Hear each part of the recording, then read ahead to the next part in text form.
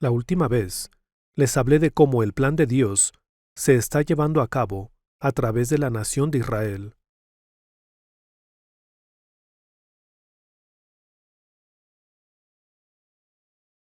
Quizá algunos de ustedes ya sepan esto, pero la nación de Israel fue destruida en el año 70 después de Cristo, y por cerca de 1900 años existieron como un pueblo sin país. Pero finalmente comenzaron a recuperar su tierra, y en 1948 Israel fue restablecida como una nación independiente, y después también fue aceptada como miembro de las Naciones Unidas. Esta nación, que desapareció por casi 2000 años, volvió a aparecer repentinamente.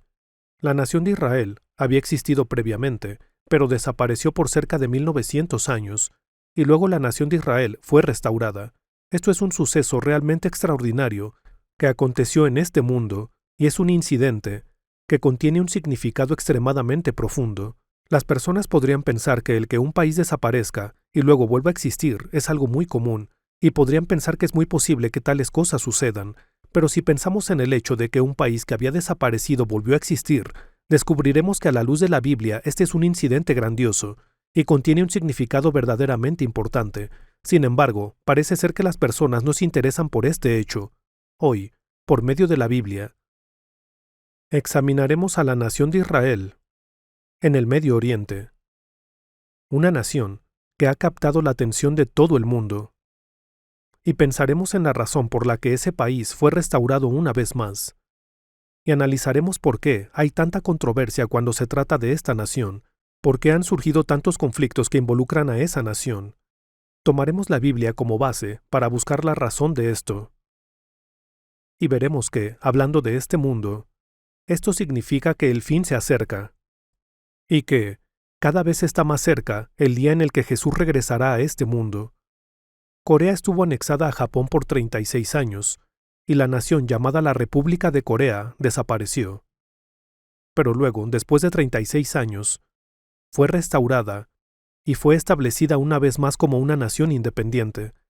Es cierto que otros países en la región del sudeste asiático, países como Laos, Vietnam y Camboya, todos ellos, por un periodo de tiempo, estuvieron bajo el dominio de países como Portugal, Francia e Inglaterra. Y después también se independizaron.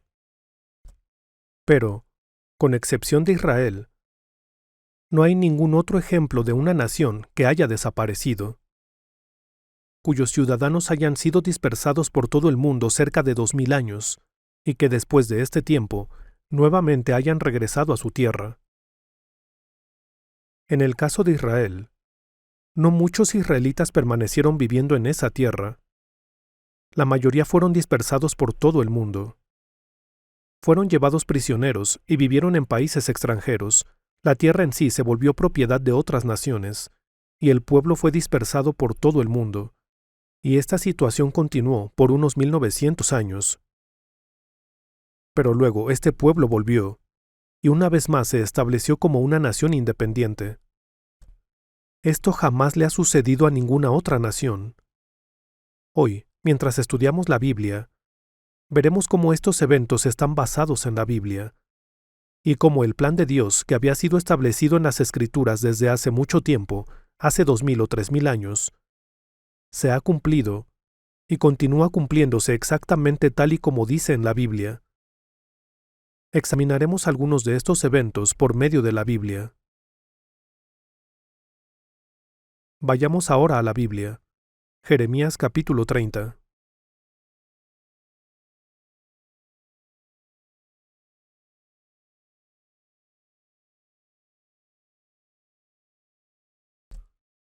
Se encuentra en el Antiguo Testamento.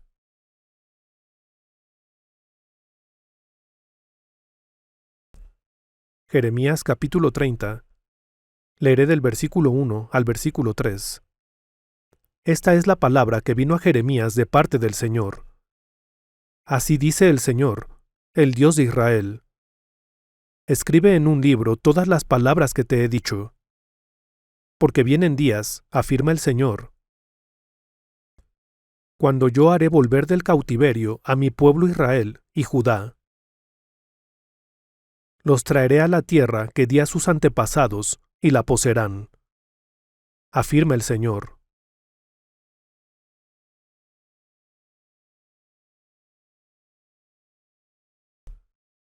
El libro de Jeremías fue registrado hace 2550 o 2560 años. Así que fue registrado mucho tiempo antes de que Jesús naciera. Unos 550 o 560 años antes. Esta profecía se hizo hace mucho tiempo, antes de que los israelitas fueran esparcidos por todo el mundo y antes de que fueran llevados cautivos. Muchos de los registros que se encuentran en el libro de Jeremías se produjeron a raíz de que los israelitas fueron llevados cautivos a Babilonia. No obstante, encontramos dos significados detrás de esto. Los israelitas fueron capturados y dispersados por todo el mundo. Pero estas palabras de profecía decían que, en algún punto, serían restaurados y regresarían a su tierra. Se observan aquí en el versículo 2, dice: Así dice el Señor, el Dios de Israel: escribe en un libro todas las palabras que te he dicho. Las palabras que fueron escritas de esta manera fueron las palabras de la Biblia. Dios reveló estas cosas al profeta Jeremías y le dijo que escribiera en un libro los eventos que sucederían en el futuro. Las palabras que escribió en ese tiempo ahora conforman el libro de Jeremías. Entonces hoy, al leer el libro de Jeremías, podremos ver si las palabras de Dios son realmente ciertas, y si los eventos verdaderamente sucedieron de esa manera. Versículo 3. Porque vienen días, afirma el Señor, cuando yo haré volver del cautiverio a mi pueblo, Israel y Judá. Los traeré a la tierra que di a sus antepasados.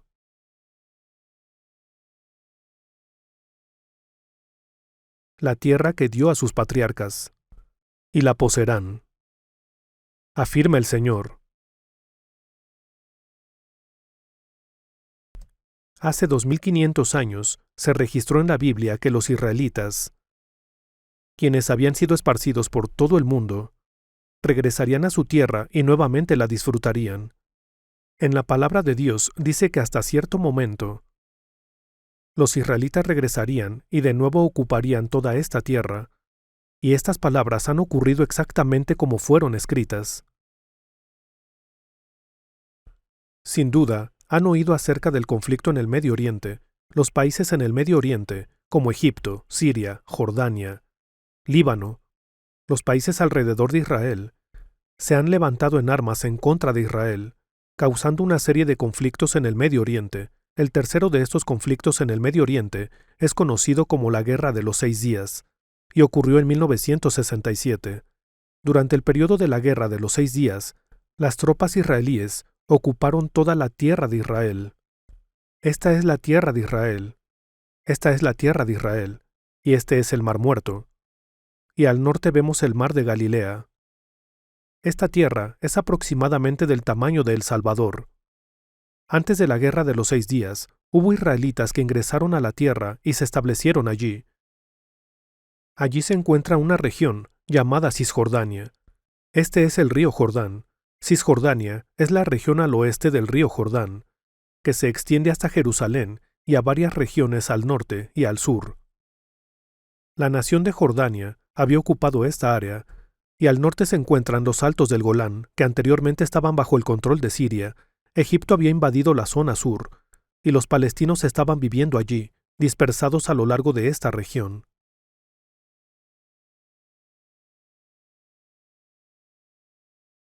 Pero en 1967, durante la Guerra de los 6 días, las tropas israelíes tomaron control de toda esta área hasta la península del Sinaí al sur, y toda el área al oeste del río Jordán, el área conocida como Cisjordania, y la región de los Altos de Golán al noroeste, ocuparon en su totalidad esta área.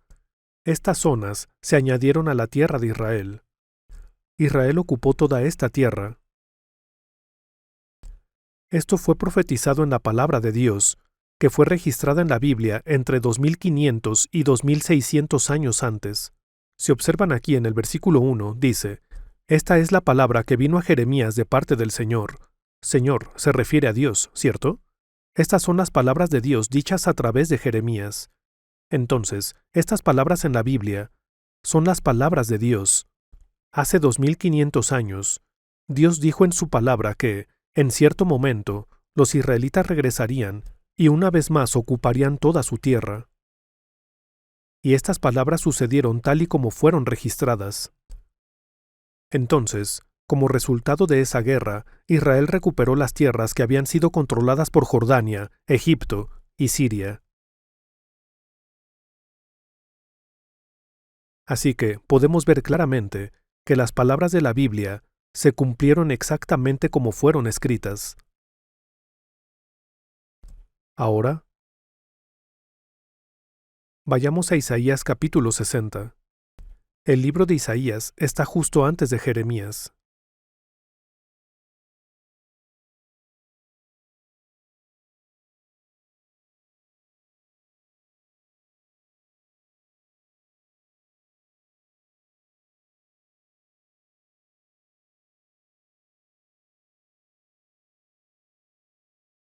Isaías capítulo 60.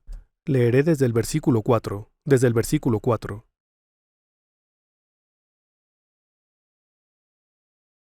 Isaías capítulo 60, versículo 4. Alza los ojos, mira a tu alrededor. Todos se reúnen y acuden a ti. Tus hijos llegan desde lejos. Está diciendo que los hijos de Israel vendrían de lejos. A tus hijas las traen en brazos. Volverían en brazos a la tierra de Israel. Verás esto y te pondrás radiante de alegría, vibrará tu corazón y se henchirá de gozo, porque te traerán los tesoros del mar, y te llegarán las riquezas de las naciones. Vean lo que dice aquí. El libro de Isaías fue escrito hace casi 2600 años. Fue escrito un poco antes que el libro de Jeremías. Hace 2600 años, Dios dijo estas palabras de profecía por medio del profeta llamado Isaías. Aquí también, Dios profetizó que los israelitas, sus descendientes, regresarían a su tierra desde muy lejos y volverían con sus hijos e hijas en brazos. Aquí, en el versículo 5, hay un punto en el que necesitamos poner especial atención. Verás esto y te pondrás radiante de alegría, vibrará tu corazón y se henchirá de gozo. Está diciendo que cuando esto se cumpla, habrá sonrisas en los rostros de los israelitas y sus corazones se pondrán radiantes. ¿Por qué? Porque te traerán de los tesoros del mar, y te llegarán las riquezas de las naciones. Te llegarán las riquezas de las naciones. Es lo que está diciendo. Pongamos como ejemplo un suceso con el que estamos familiarizados, la Guerra del Golfo. La guerra en el Golfo Pérsico. Curiosamente, en el tiempo de la Guerra del Golfo, nuevamente las naciones árabes estaban atacando a Israel. Irak atacó a Israel en esa guerra. Pero por extraño que parezca, en ese tiempo, el mundo entero se vio afectado económicamente por esta guerra. Por supuesto, Estados Unidos tomó la iniciativa y unió fuerzas con varias naciones para pelear en esta guerra. Sin embargo, mediante esta guerra, Israel se enriqueció. ¿Por qué? Irak continuó lanzando misiles Scud en dirección a Israel, por lo que Israel amenazó con tomar represalias, amenazando con usar armas nucleares o de hacer un ataque directo. Y debido a que continuaron haciendo esta amenaza, Estados Unidos trató de calmar la situación y ayudó a Israel, proveyéndolo de misiles Patriot, mientras que Francia y Alemania y otras naciones le enviaron grandes cantidades de dinero a Israel. Este es solamente un ejemplo, pero de esta forma, la riqueza del mundo Las riquezas de las naciones volvieron a Israel, tal como dice este versículo. De cualquier forma, podemos ver claramente que hay una gran posibilidad de que llegue el tiempo cuando toda esta riqueza llegue a Israel. En este versículo dice, «Te llegarán las riquezas de las naciones». Podemos estar seguros de que estos eventos ocurrirán tal y como dice aquí, y justo antes de esto dice, «Te traerán los tesoros del mar». Si observan aquí, hay 3 mares en Israel. Este es el mar Mediterráneo, que a veces es llamado el Mar Grande. Luego, dentro de esta tierra hay un cuerpo de agua llamado el Mar Muerto, también conocido como el Mar Salado. Después, si van hacia el norte, aquí está el Mar de Galilea. En sí no es un mar, es un lago, pero en la Biblia se le conoce como el Mar de Galilea. El Mar de Galilea. Hay 3 mares aquí, y uno de ellos es realmente único. Me refiero al Mar Muerto.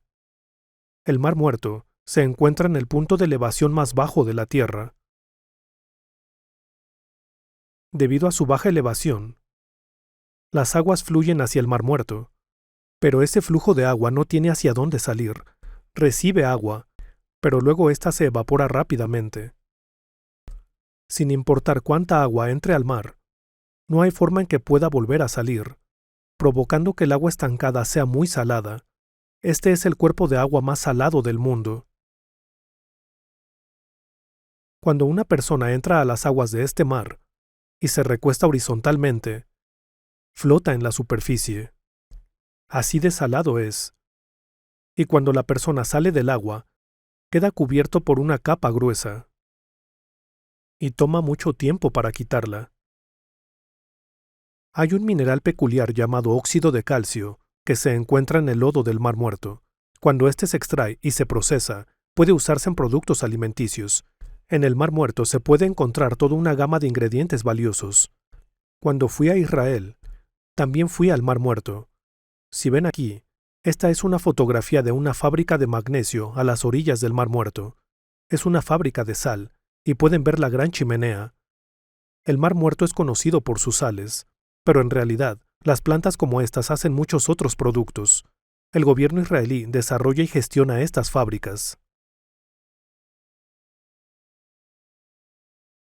¿Qué nos indica esto? Nos muestra que las palabras de la Biblia que dicen, «Te traerán los tesoros del mar». Estas palabras que fueron registradas hace 2600 años, se están cumpliendo ahora exactamente como están escritas. Ahora vean el versículo 8. Versículo 8. Por favor, repitan después de mí. ¿Quiénes son? Los que pasan, como nubes y como palomas, rumbo a su palomar. El libro de Isaías fue registrado hace 2600 años. Por favor, díganme si conocen la respuesta a la siguiente pregunta. ¿Hace cuánto fue inventado el primer avión?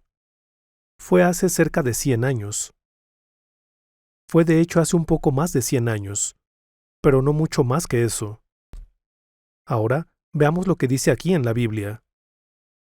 Esto fue escrito hace 2600 años, y dice que cuando los israelitas regresen a su patria, pasarían como nubes, y como palomas a su palomar. Esto es lo que la Biblia dice. No importa cuánto hubieran tratado, ¿cómo pudieron haber imaginado algo así hace 2600 años? Incluso hace unos 100 años, si alguien hubiera dicho, en poco tiempo el hombre volará por los cielos, las personas le hubieran respondido, ¿estás loco o qué? Deja de decir disparates. ¿Cómo podrían volar las personas? ¿Acaso no creen que las personas lo hubieran criticado de esta manera? No obstante, hace 2600 años fue escrito en la Biblia que cuando los israelitas regresaran a su tierra, después de haber sido dispersados por todo el mundo, regresarían volando. Dice que regresarían como nubes pasando en el aire, y volarían como palomas. En el caso de Israel, colinda en 3 de sus lados con naciones enemigas. En 3 de sus fronteras tiene países enemigos y en su lado restante está rodeado por mar. Corea del Sur está en una situación similar. Pueden llegar en barco desde Japón. Así es ahora, pero en el pasado no era posible, ¿cierto? Algo similar sucedía con Israel. Para que los israelitas pudieran regresar a su patria, la única ruta posible era por avión.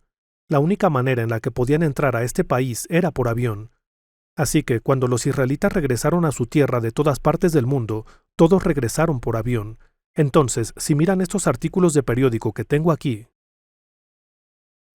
tenemos encabezados como se les concede la salida de Rusia a 400,000 judíos, y miren 14,500 llegan en avión. Éxodo de los judíos etíopes. 14,500 etíopes repentinamente fueron transportados por aire. Los etíopes tienen tonos de piel más oscuros, pero estas personas también eran judías. Entonces, cuando todas estas personas regresaron a su patria, lo hicieron en avión. También leí en un artículo en el periódico acerca de los judíos regresando a su país por avión desde Yemen del Norte y Yemen del Sur. Así que, todos los israelitas que quieren regresar a su tierra deben hacerlo por avión. Entonces, claramente, lo que la Biblia dice aquí es verdad, ¿cierto? ¿Qué piensan? Fue registrado hace 2600 años que cuando los israelitas regresaran a su patria, pasarían como nubes y como palomas. Esto no hubiera sido posible si no fuera por las palabras de Dios, quien incluso ve el futuro en un vistazo. Así que podemos concluir que la Biblia es la palabra de Dios. La Biblia no es la palabra del hombre. Son las palabras que Dios dio al hombre mediante la inspiración del Espíritu Santo. Ahora vayamos a Jeremías capítulo 31.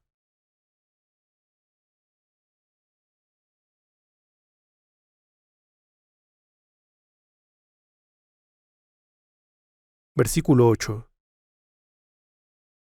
Versículo 8. Jeremías capítulo 31, versículo 8. Versículo 8. Yo los traeré del país del norte, los reuniré de los confines de la tierra. Volverá una gran multitud. Entre ellos vendrán ciegos y cojos, embarazadas y parturientas. Entre llantos vendrán, y entre consuelos los conduciré. Los guiaré a corrientes de agua, por un camino llano en el que no tropezarán. Yo soy el Padre de Israel. Mi primogénito es Efraín. Vean lo que dice aquí. Yo los traeré del país del norte. También les mostré esto hace un momento. Este artículo es de diciembre de 1985 y dice que 400,000 judíos regresaron después de que se les concedió permiso para salir. Probablemente sepan esto. ¿Podría alguien responder, por favor? ¿Qué política introdujo Gorbachov? Gorbachov. Las personas lo llaman Gorbi. Introdujo la política de la perestroika. Fue una reforma política, pero la mayoría de las personas no saben que en realidad fue el programa de la perestroika lo que le otorgó la libertad a todos los judíos que vivían en la Unión Soviética de regresar a Israel. Originalmente, antes de la liberación, había cerca de 2,500,000 judíos viviendo en Rusia. 2,500,000. Pero los soviéticos persiguieron severamente a los israelitas. Los rusos comenzaron a perseguir a los judíos severamente. Les hacían llamadas amenazadoras en medio de la noche, diciéndoles que a causa de los judíos su calidad de vida había descendido. Les lanzaban piedras a sus ventanas y las rompían. Así que los judíos fueron objeto de terribles amenazas. Pero cuando la política de la perestroika fue introducida, todos ellos tuvieron la oportunidad de regresar a su patria. Observen lo que dice aquí. Definitivamente dice aquí, yo los traeré del país del norte. Hoy en día, podemos ver con nuestros propios ojos cómo estos eventos se desarrollaron de acuerdo con las palabras que fueron profetizadas hace 2500 o 2600 años.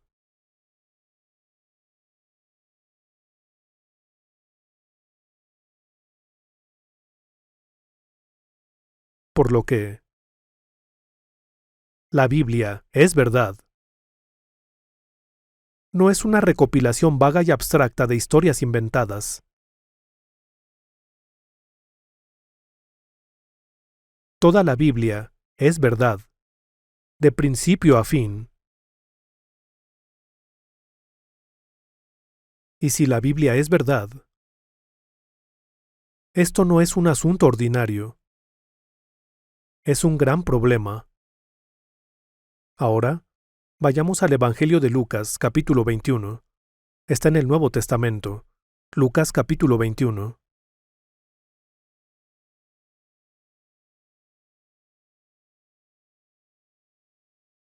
En el Nuevo Testamento.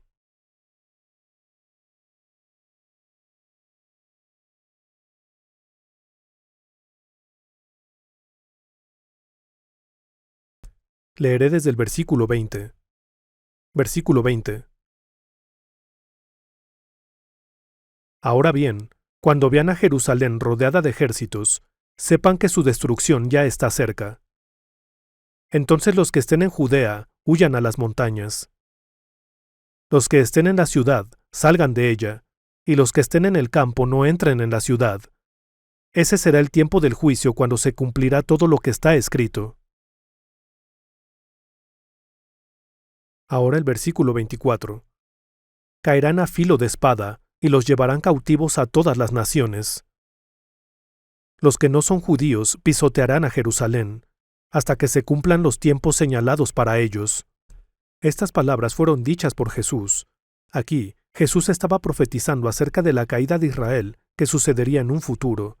Profetizó que cuando Jerusalén fuera sitiada por segunda vez, sería destruida. Esto sucedería porque los israelitas rechazaron a Jesús y rechazaron a Dios. Estudiamos esto la última vez, ¿cierto? Dios había dicho que, si se rebelaban contra Él, comerían la carne de sus hijos y de sus hijas. Serían esparcidos por todo el mundo, su tierra quedaría desolada, y desenvainaría la espada contra ellos. Y sucedió tal y como dijo. Aquí, Jesús profetizó una vez más sobre este asunto que sucedería unos 40 años después de su tiempo. Cuando profetizó de esta manera, aquí dice: Ahora bien, cuando vean a Jerusalén rodeada de ejércitos, sepan que su destrucción ya está cerca. Y entonces, ¿qué pasará con Jerusalén? Caerán a filo de espada y los llevarán cautivos a todas las naciones. Los que no son judíos pisotearán a Jerusalén, hasta que se cumplan los tiempos señalados para ellos. Luego aquí, ¿qué significa cuando dice, hasta que se cumplan los tiempos señalados para ellos? Se refiere a los 7 años de tribulación. Entonces, ¿cuándo comenzaron los tiempos de los que no son judíos? Fue cerca del año 600 a.C. En ese tiempo, Jerusalén fue destruida por primera vez. Más tarde, ocurrió la segunda destrucción de Jerusalén, y en el futuro será destruida por tercera vez. Así, los tiempos de los que no son judíos comenzaron desde que Jerusalén fue destruida por primera vez. Entonces, ¿cuándo terminarán los tiempos de los que no son judíos? Ocurrirá aquí. Aquí. ¿Cómo llegará a su fin? Jesús se levantó de entre los muertos y ascendió al cielo, y cuando venga de nuevo, los tiempos de los que no son judíos llegarán a su fin. A partir de ese momento, y por 1000 años, Jesús reinará sobre todo el mundo desde Jerusalén, y de nuevo será el tiempo de Israel. En este punto, los tiempos de los que no son judíos llegarán a su fin. Y aquí, en el versículo 24, dice: Caerán a filo de espada y los llevarán cautivos a todas las naciones. Y los llevarán cautivos a todas las naciones. Fueron llevados cautivos en el año 70 después de Cristo. Los que no son judíos pisotearán a Jerusalén hasta que se cumplan los tiempos señalados para ellos. Como lo mencioné hace un momento, en 1967, Israel recuperó Jerusalén.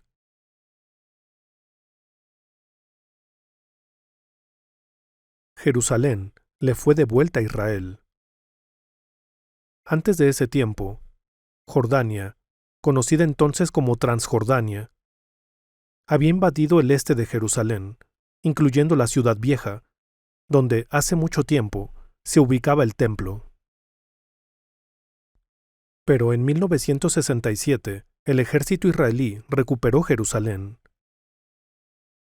Podrían pensar que esto marcaría el fin de los tiempos señalados para los que no son judíos, pero no fue así. Permítanme explicarles por qué. Justo en medio de Jerusalén está el lugar donde Salomón edificó el templo. También es llamado el Monte Sión. Este es el lugar en donde el templo de Salomón fue construido. Pero hoy en día se encuentran dos mezquitas allí. Las dos mezquitas que actualmente se encuentran allí son la mezquita de Al-Aqsa y la mezquita de Omar. Pero cuando estas mezquitas sean totalmente destruidas y el templo de Jerusalén sea reconstruido, el territorio verdaderamente caerá en posesión de Israel.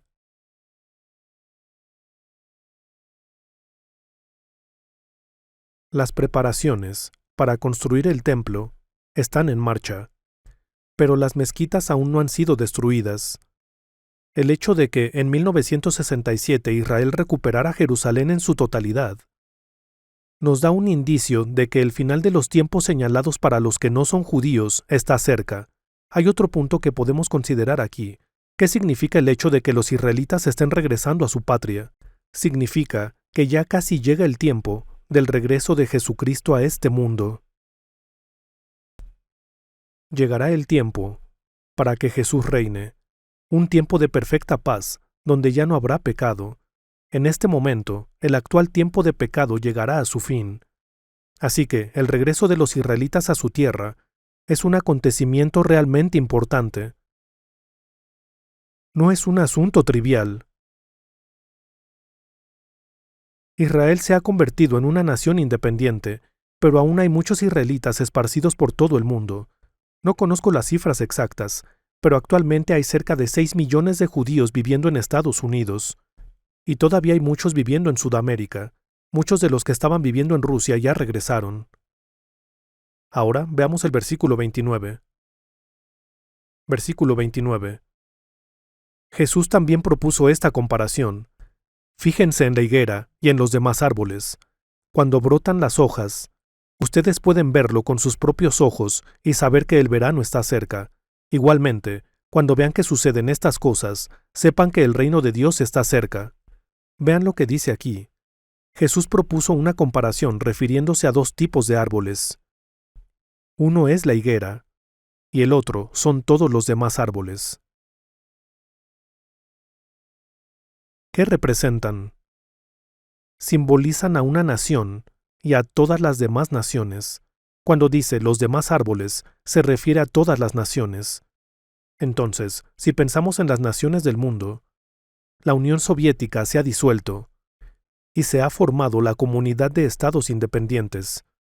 La región que una vez fue la Unión Soviética, ahora es una confederación de cerca de 12 demarcaciones administrativas. Se han creado muchos nuevos países.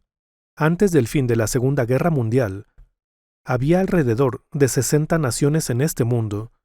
Eso fue antes del fin de la Segunda Guerra Mundial. El Imperio Británico era conocido como el imperio donde nunca se pone el sol.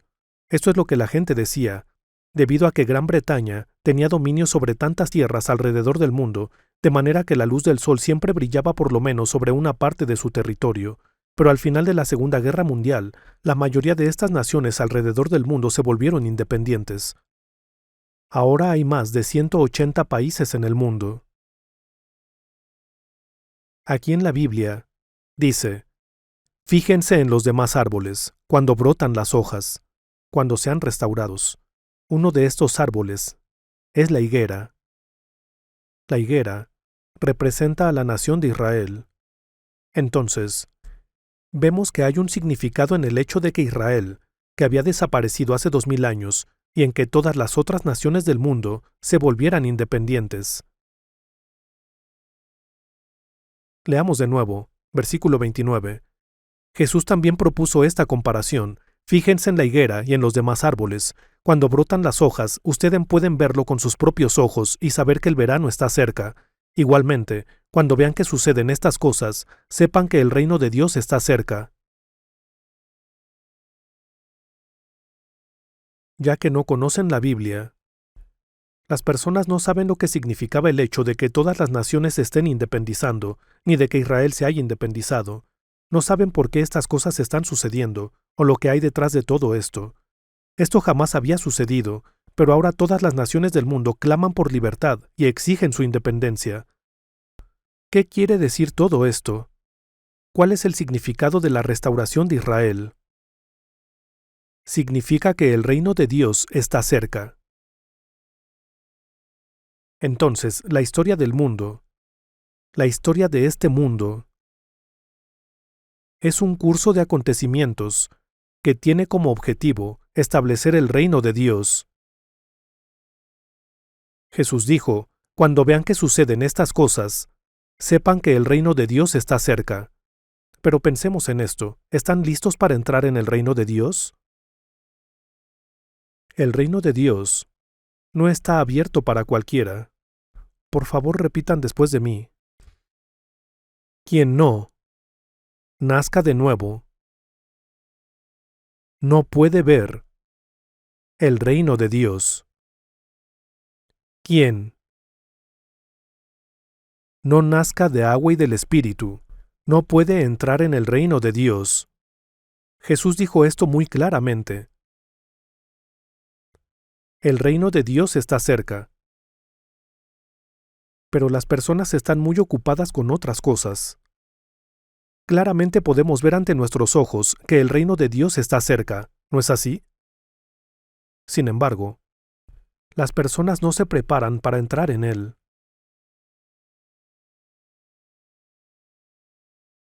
Si no nacen de nuevo, no pueden entrar en el reino de Dios. Vayamos al Antiguo Testamento, Ezequiel capítulo 36.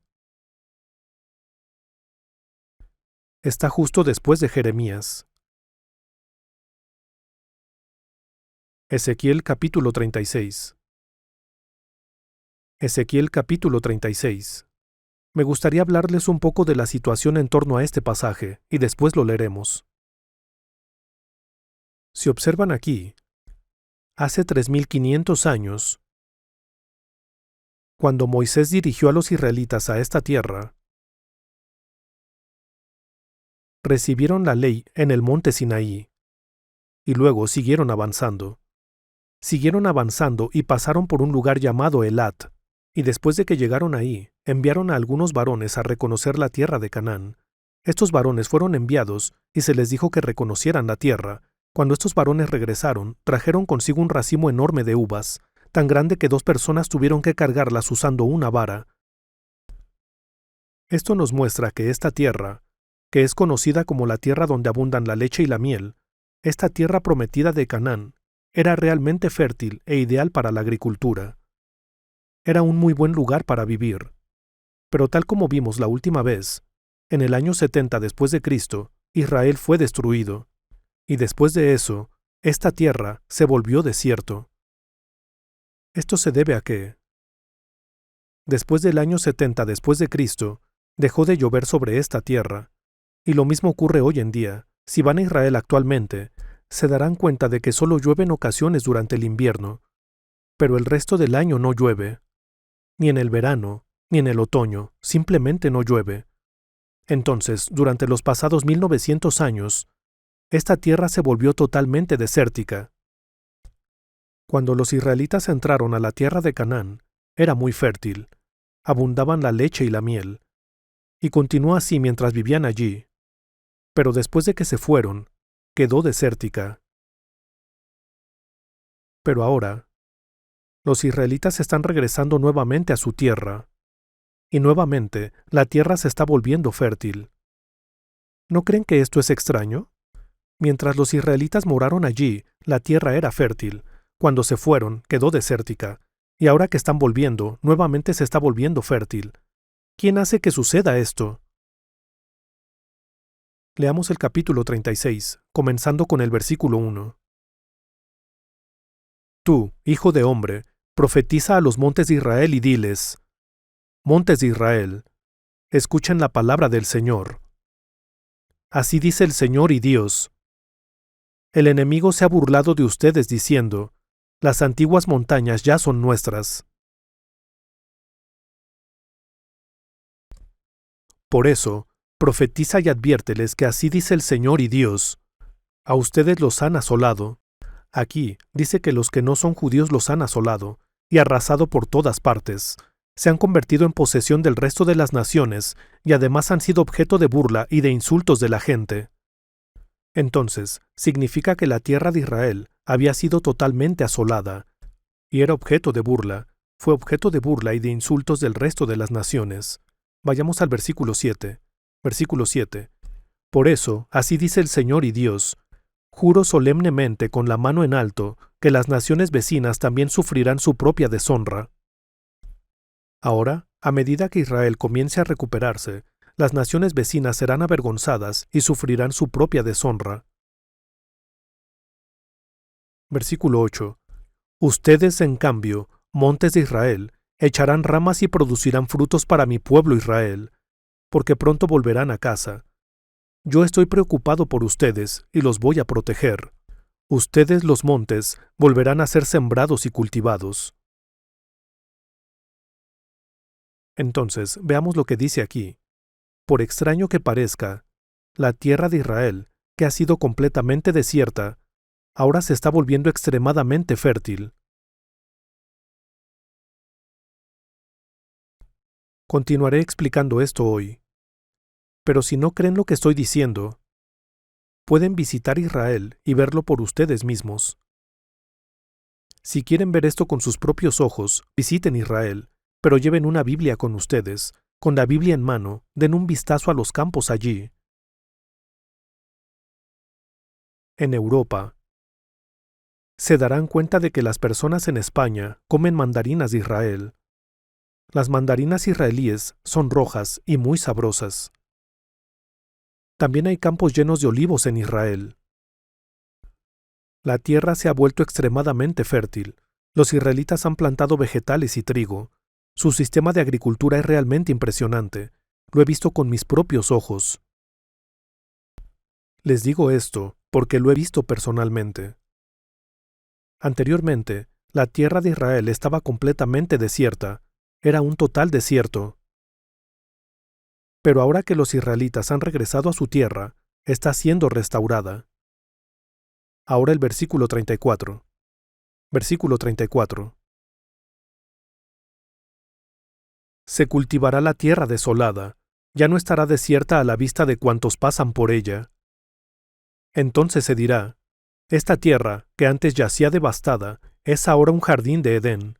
Las ciudades que antes estaban en ruinas, desoladas y destruidas, están ahora habitadas y fortificadas. Entonces las naciones que quedaron a su alrededor sabrán que yo, el Señor, reconstruí lo que estaba derribado, y replanté lo que había quedado como desierto. Yo, el Señor, lo he dicho y lo cumpliré. Pensemos en lo que esto significa. El libro de Ezequiel fue escrito hace aproximadamente 2550 años. Fue escrito durante el mismo periodo que el libro del profeta Jeremías. En este versículo, dice que la tierra de Israel estaba devastada. Dice que esta tierra que estaba devastada se volvería como un jardín de Edén. Sería como el jardín de Edén. Así es ahora. Verán esto si van. Un gran número de árboles han sido plantados en las colinas.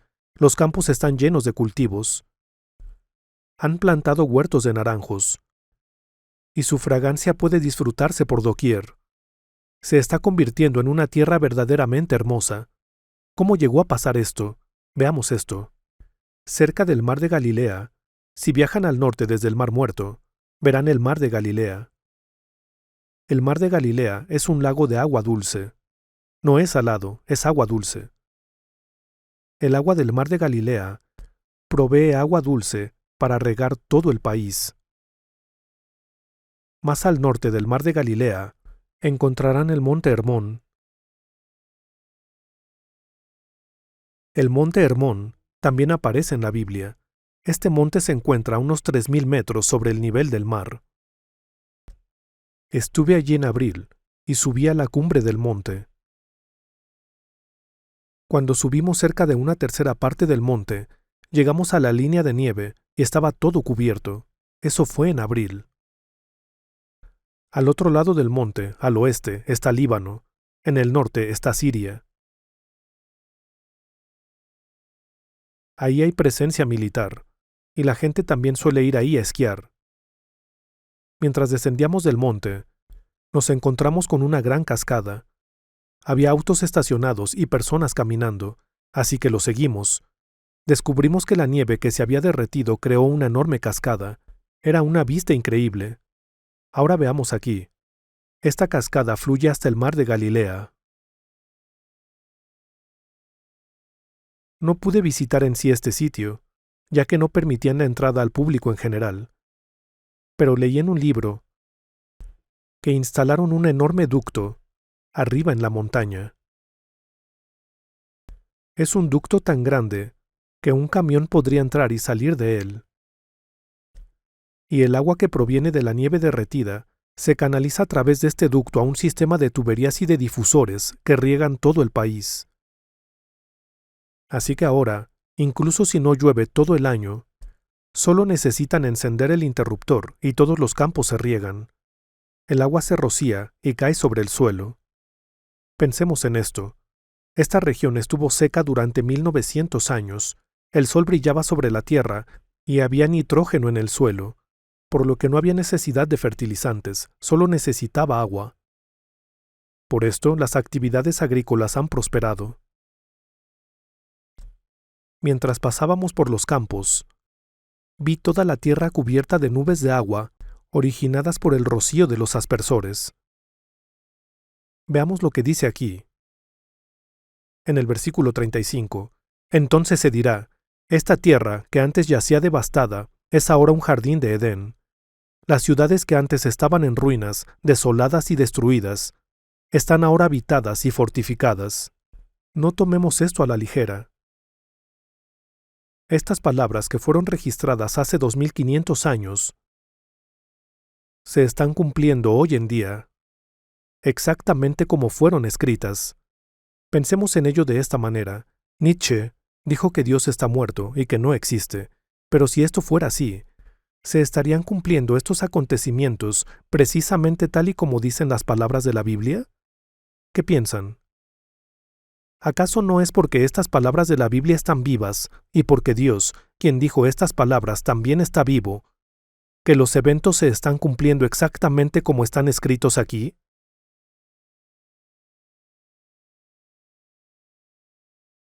¿No es cierto?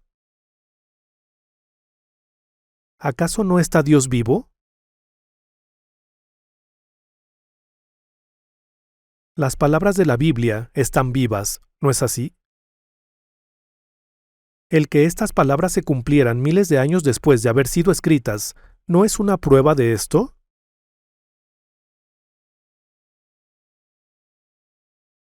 Si observan aquí, en el versículo 36, dice, entonces las naciones que quedaron a su alrededor sabrán que yo, el Señor, reconstruí lo que estaba derribado y replanté lo que había quedado como desierto.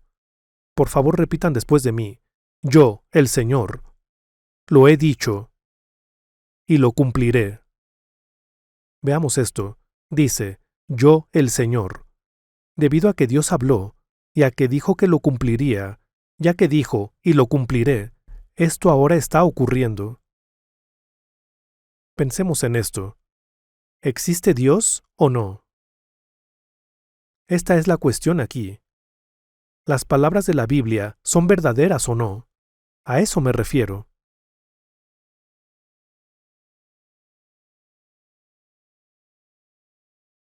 Si tuviera que ir a cada pasaje relacionado con este asunto y explicarlo por completo, tendría que hablarles durante mucho tiempo. Pero inclusive con lo que hemos leído hasta ahora, podemos ver que la Biblia definitivamente es verdad, y que Dios, quien dijo estas palabras, es un Dios vivo. Dios creó este mundo científicamente y a través de sus palabras. Dicho de otra forma, creó todo conforme a las leyes. Dios controla la historia de la humanidad de acuerdo con su palabra. Esto es muy claro, ¿cierto? Y un día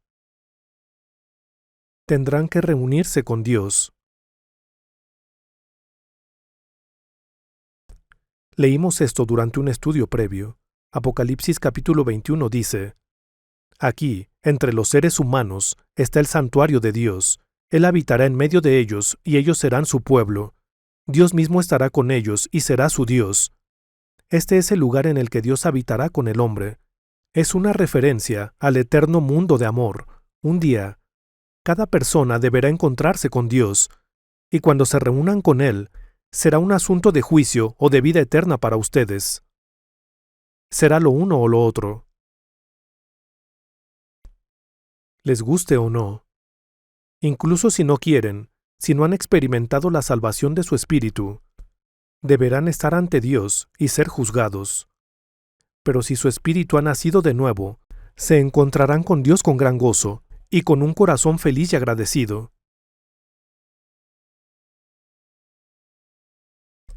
Es por este propósito que el hombre nace y vive en este mundo. No es que solamente vivamos y muramos y ese sea el fin. La vida no es así de vana. Ahora, vayamos a Ezequiel capítulo 37.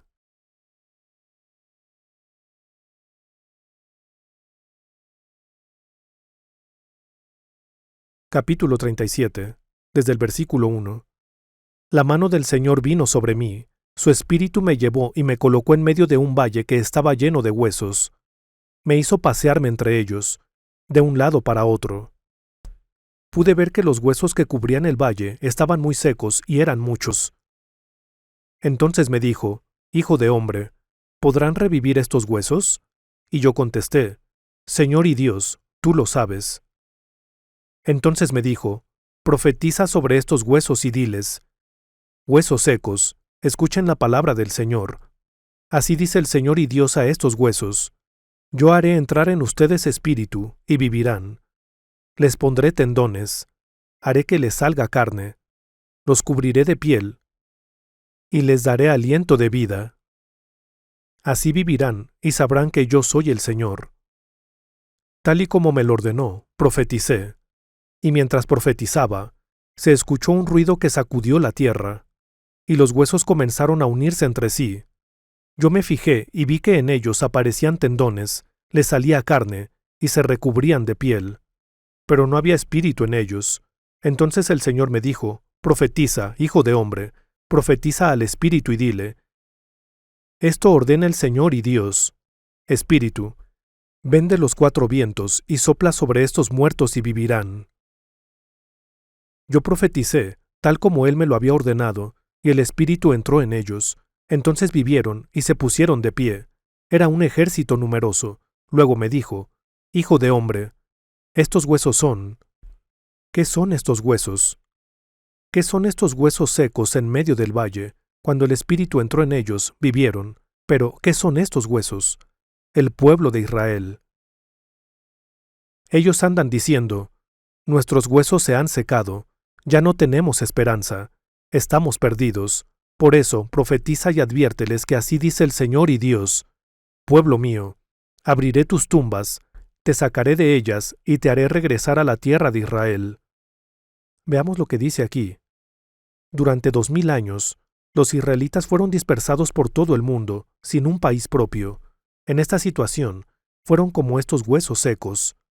Pero ahora están regresando, y su país y su nación ha sido restaurada. De eso está hablando. Pero esto es un gran problema. La razón por la que es un gran problema es que el regreso de los israelitas a su país es importante en varios aspectos. Significa que el regreso de Jesús se acerca. Significa que el reino de los cielos está cerca. Y significa que el fin de este mundo está cerca. Pero hay otro asunto importante que considerar aquí. El plan de Dios es que, cuando la tierra de Israel sea restaurada, Dios reunirá a todas las personas en este mundo, todos los que no han nacido de nuevo, los reunirá y los juzgará. Este es su plan. Tiene este plan para juzgarlos. Vayamos a Apocalipsis capítulo 1.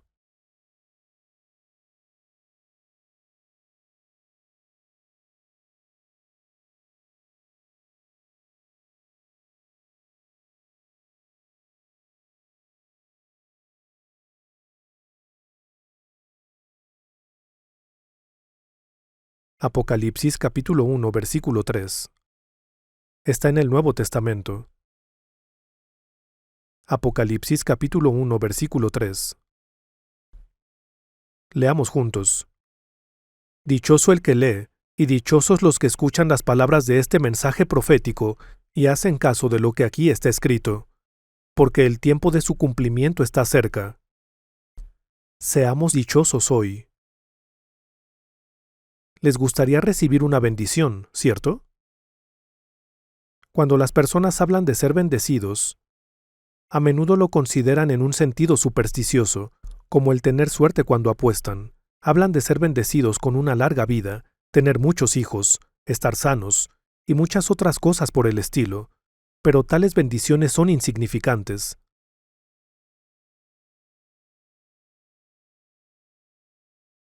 ¿Por qué? La Biblia dice, algunos llegamos hasta los 70 años, quizás alcancemos hasta los 80, si las fuerzas nos acompañan. Tantos años de vida, sin embargo, solo traen problemas y penas. La vida de un individuo está llena de problemas, penas, preocupaciones y enojo. De esta manera, el hombre apenas logra vivir su vida. Y luego, cuando su espalda comienza a encorvarse y se acerca a la muerte, dice, la vida no tiene sentido, todo es en vano. Está totalmente indefenso ante la muerte y debe ceder ante ella. Así es la vida.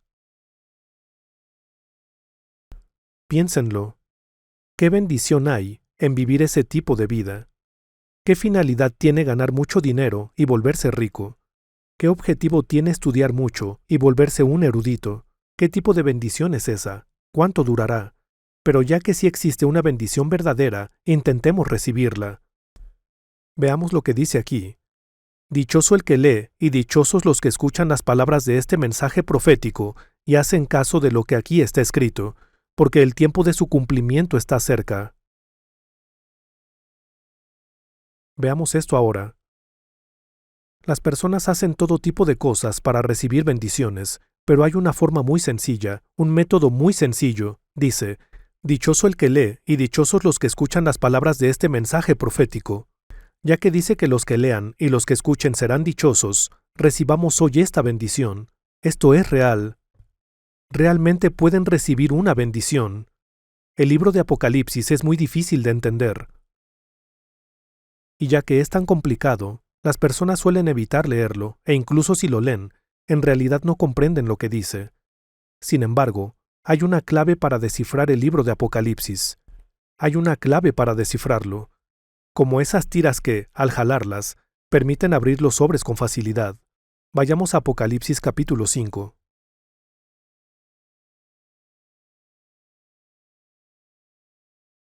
Capítulo 5. Leeré desde el versículo 1.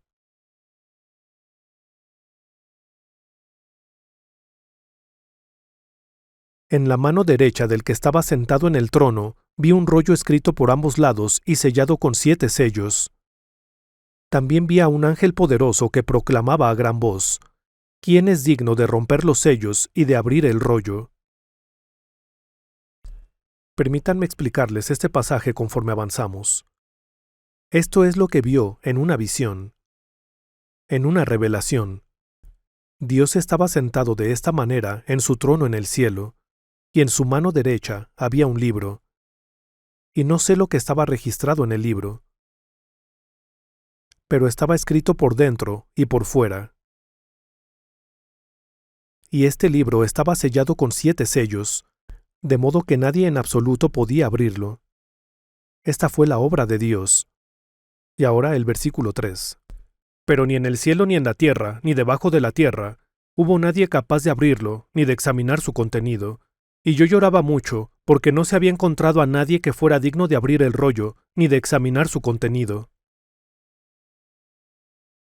El apóstol Juan recibió esta revelación cuando estaba en la isla de Patmos. Vio estas cosas como si realmente estuvieran sucediendo. Y ya que no había nadie que pudiera abrir el libro o conocer su contenido, Juan lloró amargamente. Pero entonces, habló uno de los que estaban junto a Dios. Uno de los ancianos me dijo, «Deja de llorar, que ya el león de la tribu de Judá, la raíz de David, ha vencido.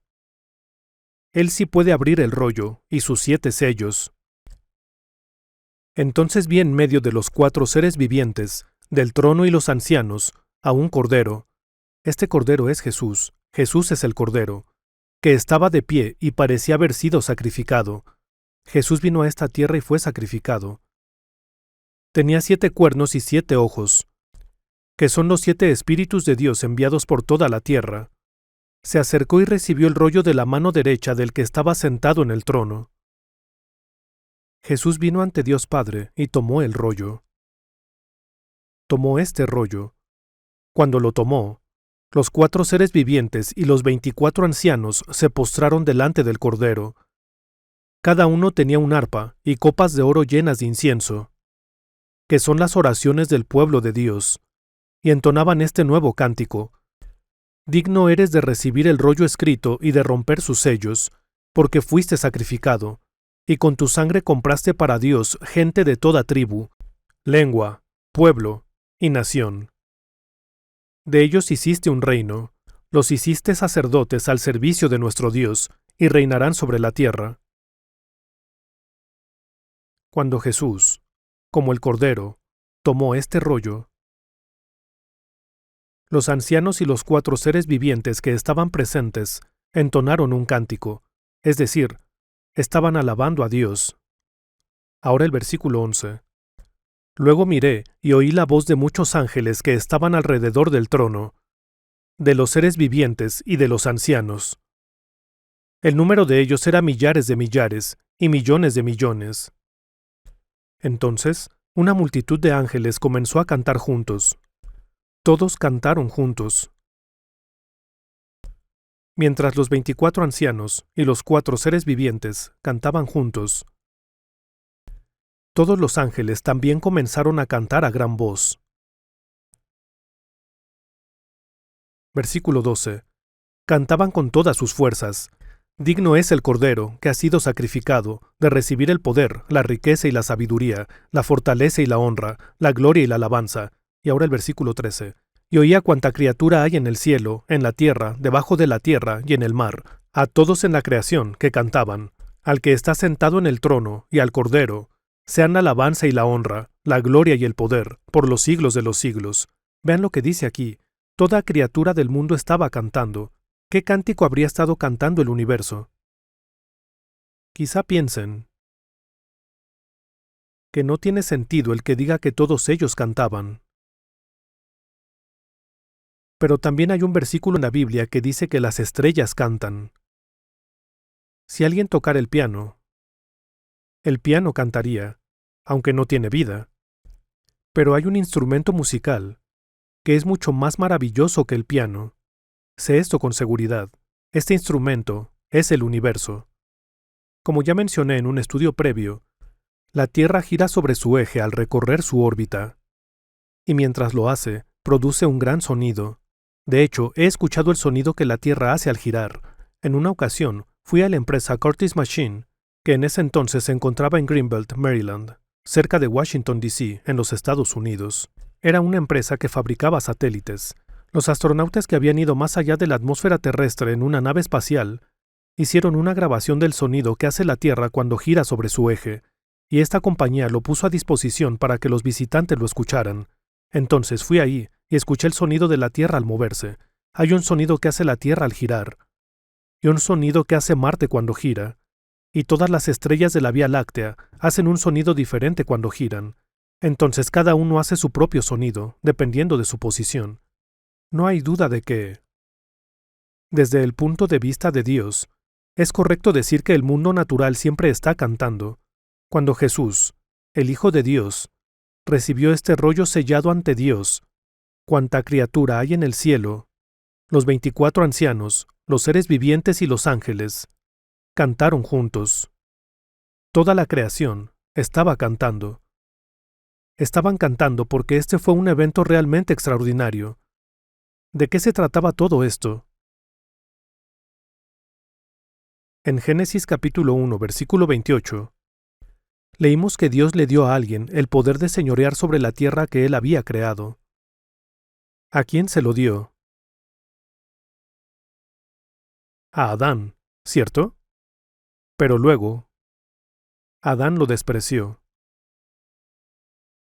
Adán desechó el poder de dominar el mundo. ¿Y quién tomó el control? ¿Quién fue? Fue el diablo, ¿no es así? El diablo se apoderó del mundo. Llegó a pertenecerle.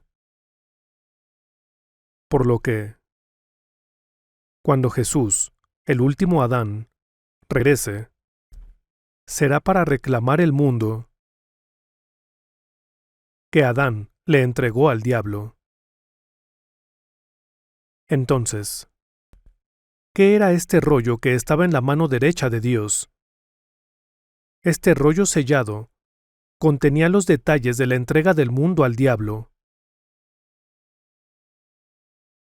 Ya que contenía estos detalles, Jesús iba a romper los sellos del libro uno a uno, ver los detalles, pagar el precio al diablo y recuperar este mundo. Esto es lo que significa. Así que, el mundo, que ha estado bajo el control del diablo, debe ser devuelto a Dios. Jesús es Dios, ¿cierto? Por esto, los 24 ancianos, los seres vivientes, la multitud de ángeles, los pueblos y toda la creación cantaron maravillosa y plenamente.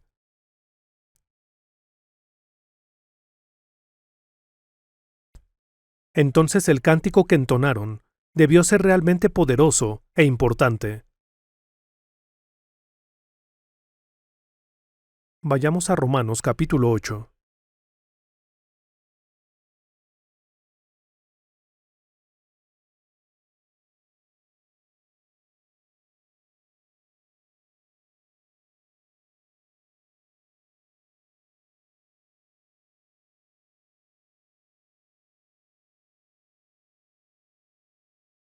Romanos capítulo 8, versículo 19.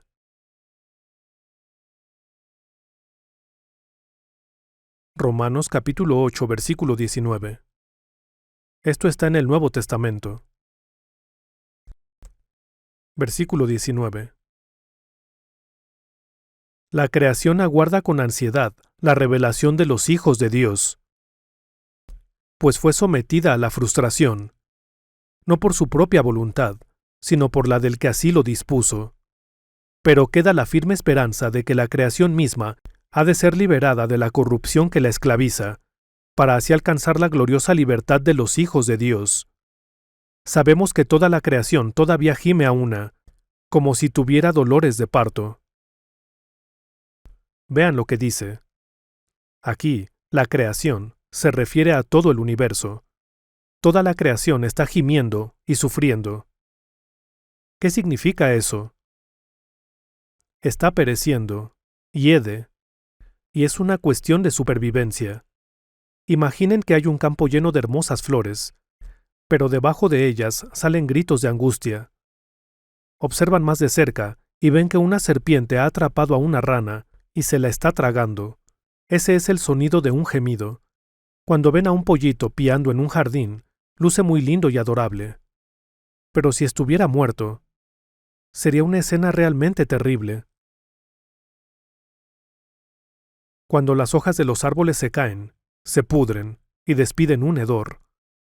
El agua en el mundo de ahora también se ha ensuciado debido a la contaminación. Toda la creación está gimiendo y está enferma. ¿Por qué es eso? Está gimiendo, pero ¿por qué? Debido a que toda la creación está bajo el control del diablo, toda la creación gime. Pero mientras toda la creación gime y sufre, espera ansiosamente por algo. ¿Qué está esperando? Vean lo que dice aquí. Versículo 19. La creación aguarda con ansiedad la revelación de los hijos de Dios. Toda la creación está aguardando la revelación de los hijos de Dios. Así que, como expliqué en el segundo sermón de esta serie, en el curso de la historia, que incluye nuestro tiempo presente, Dios sembró una semilla, su Hijo unigénito. Y la historia es el proceso de los muchos hijos de Dios naciendo en este mundo por medio de Él, es decir, por medio de Jesús. Entonces, una vez que el número de hijos de Dios esté completo, toda la creación en este mundo será liberada. Todo será liberado. Eso es lo que toda la creación está aguardando. Esto es lo que está diciendo aquí. Leámoslo nuevamente. Versículo 19. La creación aguarda con ansiedad la revelación de los hijos de Dios.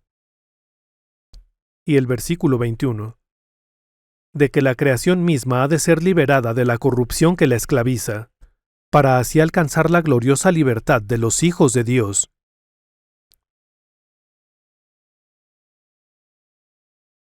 El mundo será juzgado cuando se complete el número de los hijos de Dios, las personas que han nacido de nuevo, las personas cuyos espíritus son salvos. Cuando Jesús regrese, este mundo será completamente restaurado. La maldición se romperá, y todo lo que perece y hiede se desvanecerá. Eso es lo que toda la creación está aguardando. Volvamos a Apocalipsis capítulo 5.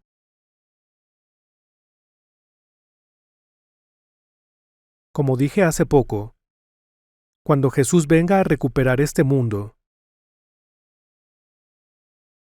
que ha sido entregado al diablo,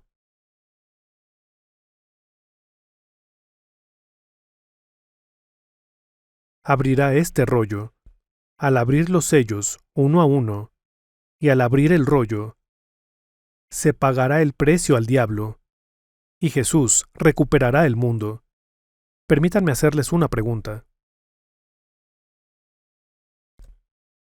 Cuando Dios pague el precio al diablo, ¿cuál es ese precio? ¿Cuál será ese precio? El precio es el juicio. Entonces, a medida que los sellos se rompan uno a uno, el juicio del mundo comenzará a desarrollarse. Eso es lo que significa Apocalipsis capítulo 6.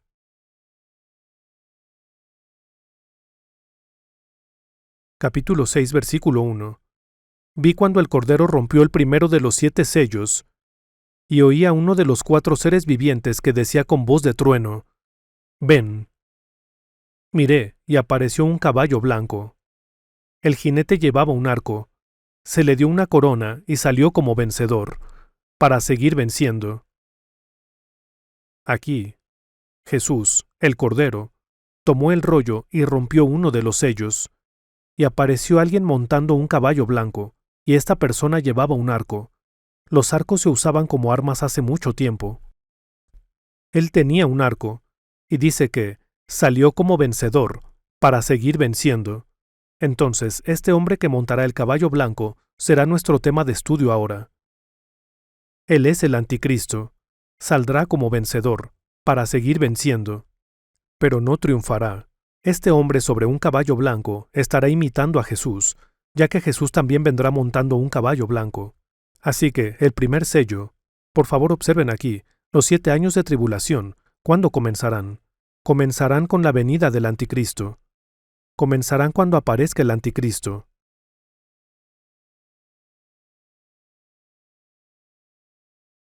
Y ahora el segundo sello.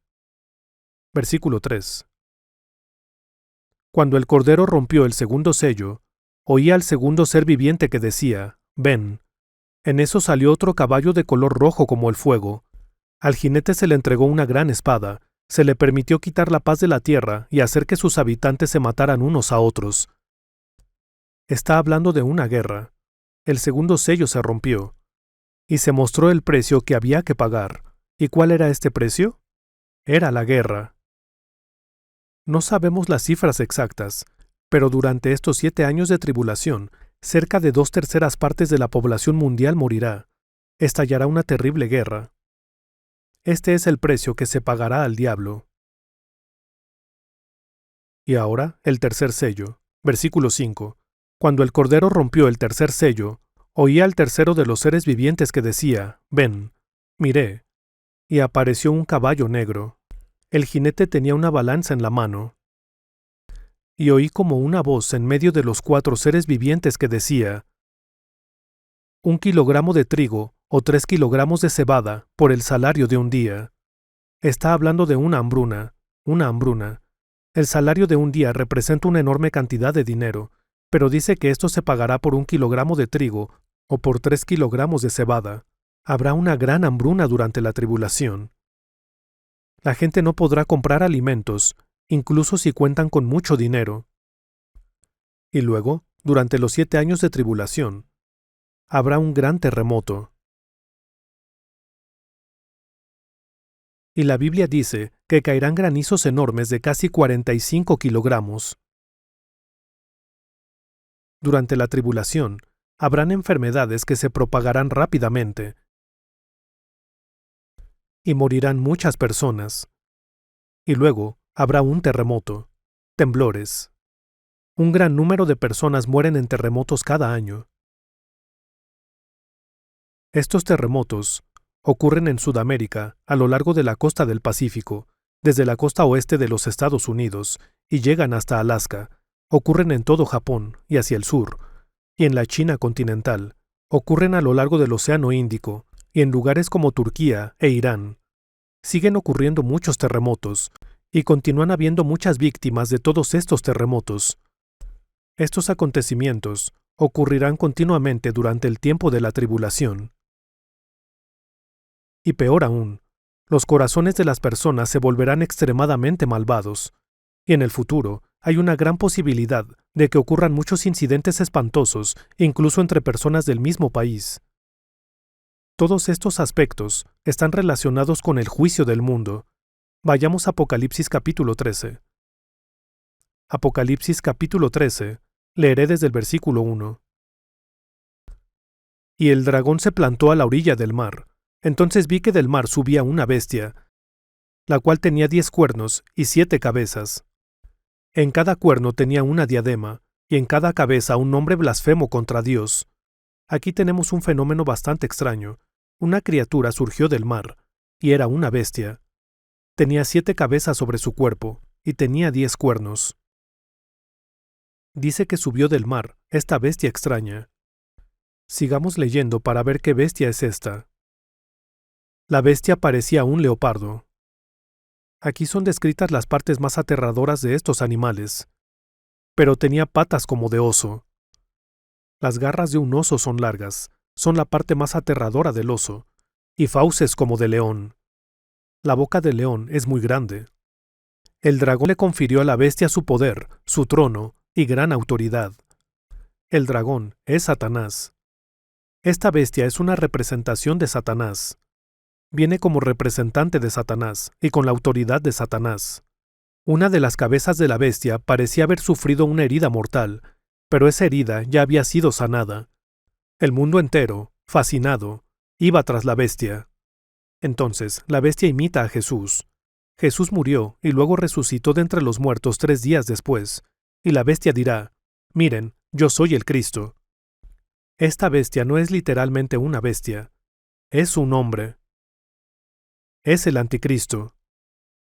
Luego, en el versículo 4 dice, «Y adoraba al dragón, porque había dado su autoridad a la bestia». Esta es la autoridad de Satanás. También adoraban a la bestia y decían, «¿Quién como la bestia? ¿quién puede combatirla? A la bestia se le permitió hablar con arrogancia y proferir blasfemias contra Dios. Además, se le confirió autoridad para actuar durante 42 meses. De entre todas las personas que han nacido en el curso de la historia, este hombre será quien más persuasivamente haya hablado. Y ya que hablará de esta forma, todos le seguirán. Todas las personas de este mundo. Versículo 6. Abrió la boca para blasfemar contra Dios, para maldecir su nombre y su santuario, y a los que viven en el cielo. También se le permitió hacer la guerra a los creyentes y vencerlos. Vean lo que dice aquí. Y se le dio autoridad sobre toda tribu. Toda tribu quiere decir todas las personas del mundo, pueblo, lengua y nación. Se refiere a todos los países del mundo. Él gobernará este mundo. Cuando llegue ese momento, el mundo estará bajo un solo gobierno. Se establecerá una federación mundial de naciones, una federación mundial. Esto significa que cada país tendrá su propio gobierno, pero estarán encabezados por un gobierno mundial, y él será presidente. ¿Quién es este hombre? Vayamos a Daniel capítulo 7 en el Antiguo Testamento. Daniel capítulo 7. Daniel capítulo 7.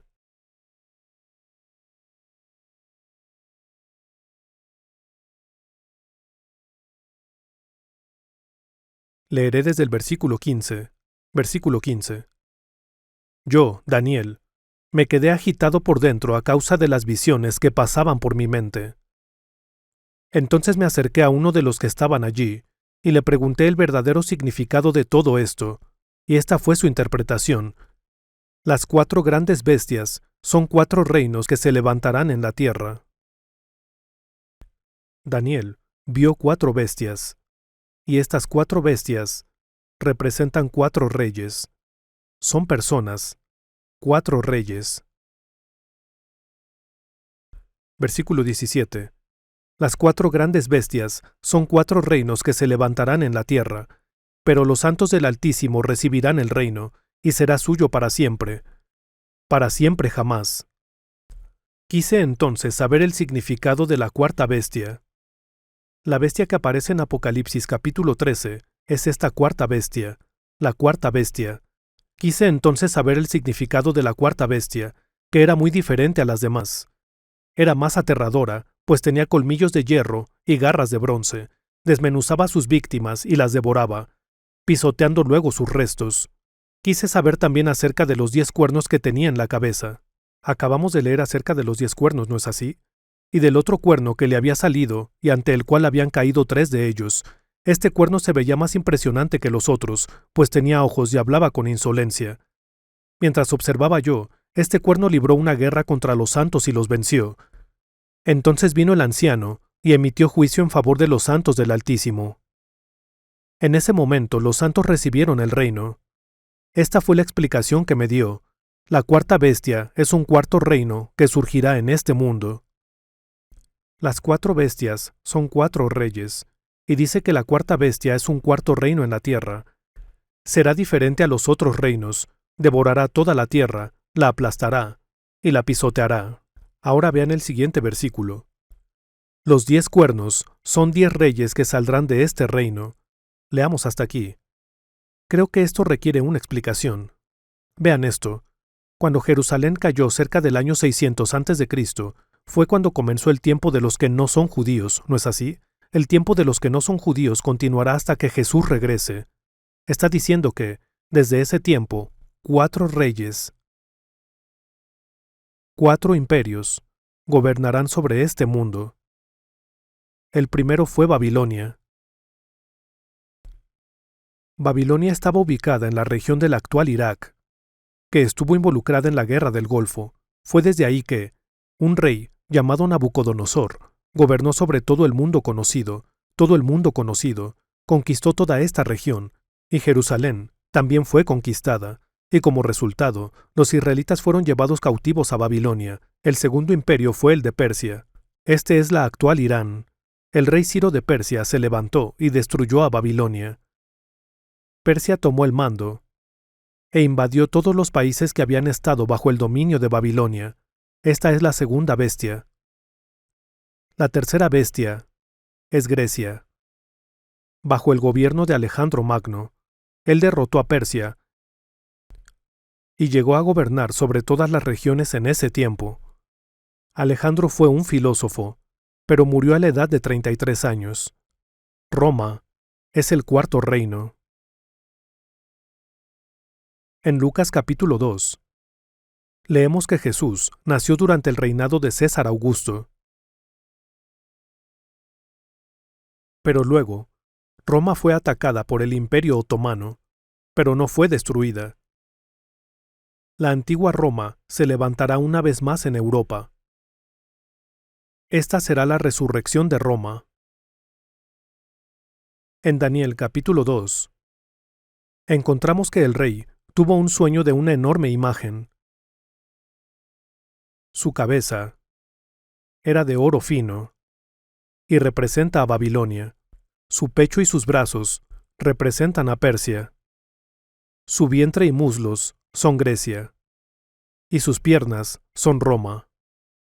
Luego, abajo, la imagen tenía 10 dedos, tenía 2 pies y 10 dedos, y esos 10 dedos representan 10 naciones. Estas 10 naciones se unirán como una sola nación. Estas palabras, que fueron registradas 2000, 2500 y 3000 años antes, ahora están siendo cumplidas frente a nuestros ojos. Similar a un tren, que poco a poco se dirige a la última estación, la historia sigue marchando, acercándose cada vez más al final. Al vivir en estos tiempos, ¿cuál es el problema principal que debemos enfrentar? Todas estas cosas comprueban que el reino de Dios está cerca. Pero para entrar en el reino de Dios, necesitan tener la experiencia de nacer de nuevo. Necesitan experimentar la salvación de su espíritu. Permítanme pedirles algo. Por favor, inclinen sus cabezas. Tengo una pregunta para cada uno de ustedes. Por favor, respondan en su mente, sin importar lo que digan los demás. ¿Alguna vez han tenido la experiencia de nacer de nuevo al darse cuenta de la verdad en las palabras de la Biblia? Si su respuesta es no,